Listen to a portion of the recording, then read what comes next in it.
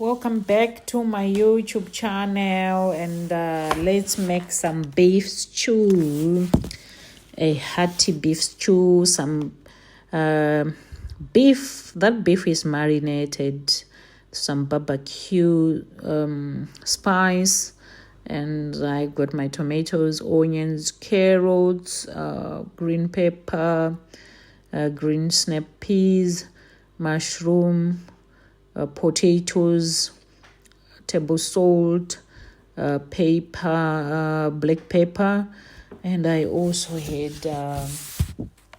curry as well as olive oil. Those were my ingredients. I find it easier to have all my ingredients layered. Then I did some chopping right there, chopped all my ingredients, and I was just reflecting on the book that I recently read in January, and that is Let Them Be Theory by Mel Robbins. And what I liked about that book, it's something that I got, and it was like a light bulb moment. It reminded me of something that I was once taught a few years ago, about remembering that we have zero control over other people's opinions. We have zero control over that. Yes, you can influence, you can make them see things differently, but you have got zero control.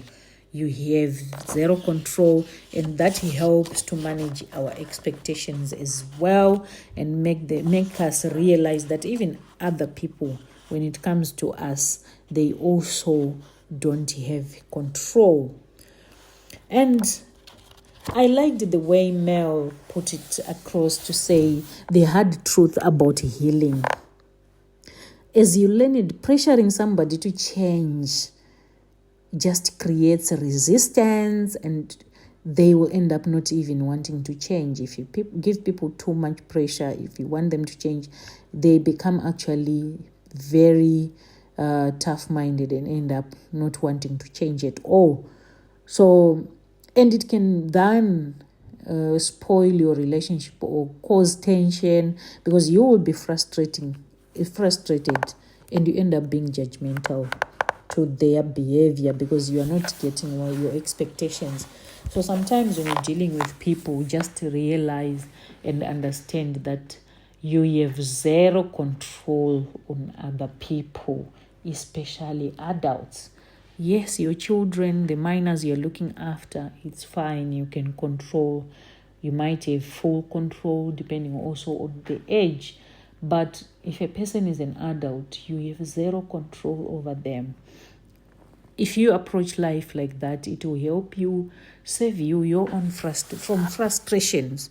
You won't be frustrated because you understand that they might consider your input, they might not consider it. They might reflect on what you are saying, they might not reflect. They might change, they might not change. And just understand that healing is a personal responsibility. You can create the environment for somebody, but if they don't want to put in the work themselves, healing is an individual responsibility that somebody has to make. Whether it's emotional healing, they have to want it. Whether it's especially emotional healing, they have to be intentional about it. Even if it's physical healing, actually. If somebody has got a wound that they are nursing, or an injury that they are nursing, in as much as you can help, support, and make sure that the environment is conducive for their healing, if they don't want to heal, there's nothing you can do. They're not going to do their part to ensure or to promote healing. You are just going to be frustrated. They have to want to heal, and they have to want to take part in the healing. So they have to want to get better themselves. So save yourself from frustration, because sometimes we expect people to do more, to be more, yet they are okay where they are. They are doing well. They are satisfied. Within them, the drive is at maximum, and they cannot add any more effort to what they are already putting in their life, in the betterment of their life, in their healing. So remember, people only heal when they are ready, not because you are ready. They heal when they are ready. And again, remember, there's a very thin line between what constitutes support and what is enabling toxicity. So you need to understand what you think is support that you are giving, make sure it's support and not enabling. Make sure it's support and not enabling. You are not enabling them to remain in that environment. For example, when we talk about enabling, that is when you justify some behaviors because you think you are helping them. It can include things like giving, funding their lifestyle that promotes them not to really recover or to heal. It can look like covering for people. It can look like tolerating. You think you are helping, but no, you are actually enabling. So when you enable others with your resources, you are actually hindering their healing, and you prolong that wound, that recovery, and that breakdown continues. The cycle goes on and on.